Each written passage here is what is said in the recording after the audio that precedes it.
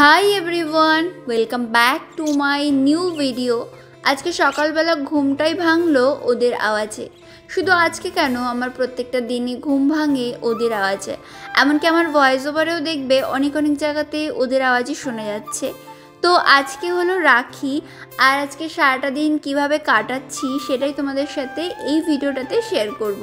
এখন সব কিছু গোছানো হচ্ছে, আর এই যে সোনালি এত সাজুগুজু করে এসেছে আর আমাকে হেল্প করছিল। এখনও সবাই এসে পৌঁছায়নি, তো সবাই একসাথে হওয়ার পরেই রাখি পরানো হবে।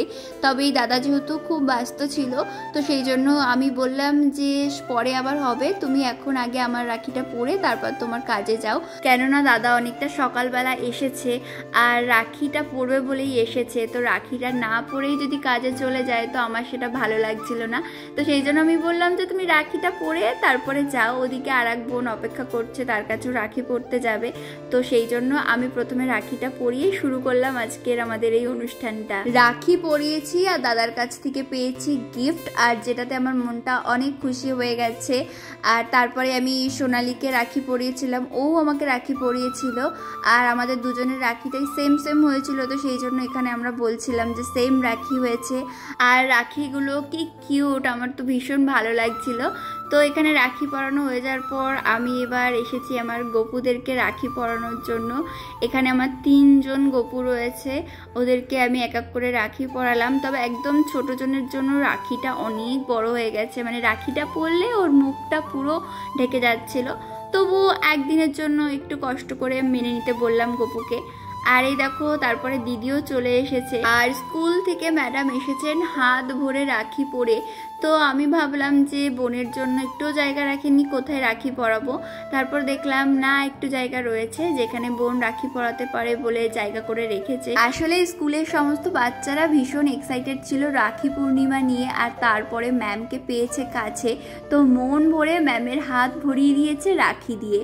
তারপরে দিদি এখানে আমাকেও রাখি পরাচ্ছিল, আর ওদিকে মন্টুকেও আমি কোলে নিয়ে বসেছিলাম, কারণ খুব দুষ্টুমি করছিল। তো আমি বললাম চল তুই সব কিছুতে যখন থাকিস, তো এই রাখি পূর্ণিমার এই যে অনুষ্ঠানটা করা হচ্ছে সেখানেও তুই থাকবি। তো এখানে ওকে আমি জোর করে রেখে দিয়েছিলাম, আর ও দেখো পালানোর জন্য চেষ্টা করছিল।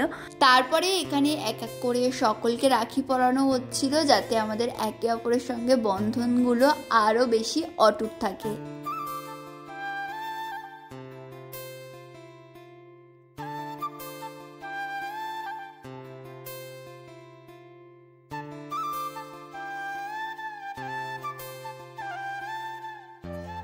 আর আজকে লাঞ্চের জন্য তৈরি হচ্ছে মায়ের হাতের স্পেশাল চিকেন।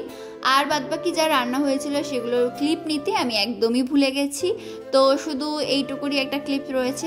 আর এদিকে এই যে ক্ষুধার্ত বিড়ালটা সব সময় খাওয়ার জন্য ম্যাও ম্যাও করতে থাকবে, তো ও সেরকমই করছে। ওখানে মা রান্না করছে আর নিচে ও ম্যাও ম্যাও করছে। এই তো দাদারা চলে এসেছে, দুজনই সমস্ত কাজ মিটিয়ে এসে গেছে, এবার রাখি পরানো শুরু হয়েছে।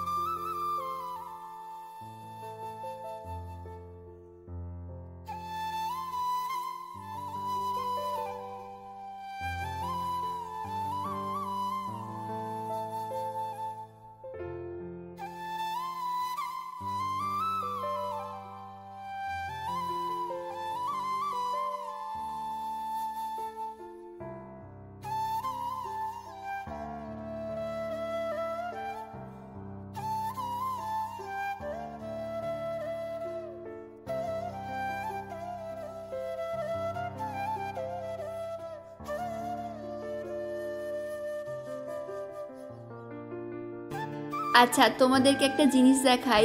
এটা হলো ঋত্বিক। আর ছোটোবেলাতে আমার মনে আছে আমি একবার খুব কাঁদছিলাম, তো তখন মা আমাকে এই ঋত্বিককে এনে দিয়েছিল। আর তারপর থেকে প্রত্যেক বছর আমি ওকে রাখি পরাই। আর এই দেখো, মন্টুকে একটা রাখি পরিয়ে দিয়েছি। আর ও না এই সমস্ত পরতে ভীষণ পছন্দ করে। ওই যে গলায় ঘন্টিটা বেঁধে দিয়েছি, ওটা পরেও ভীষণ মজা পায়। দাও, থ্যাংক ইউ। রাখি আর রাখি গিফট। ছোটবেলাতে খুব মন খারাপ করতাম, বিশেষ করে এই রাখি পূর্ণিমা বা ভাইফোঁটার দিনগুলোতে।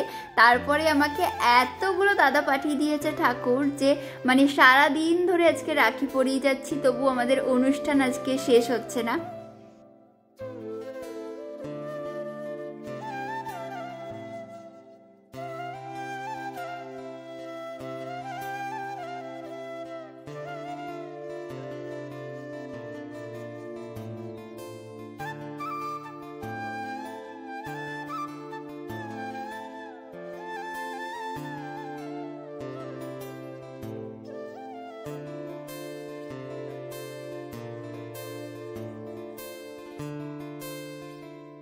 রাখি মোটামুটি পরানো হয়ে গেছে, আর একজন বাকি, তাকে পরাবো পরে। আর এখন খাচ্ছি চা, আর তারপরে লিস্টে রয়েছে চিকেন মোমো। তো চলো খেয়ে নিই।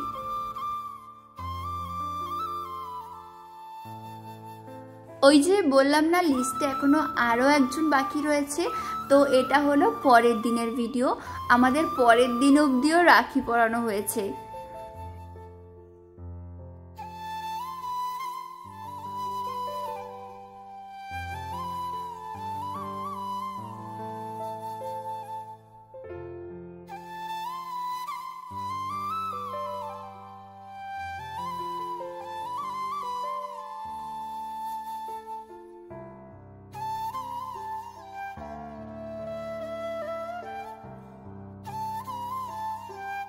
এই ছিল আজকে ছোট্ট একটা রাখি পূর্ণিমা নিয়ে ভিডিও।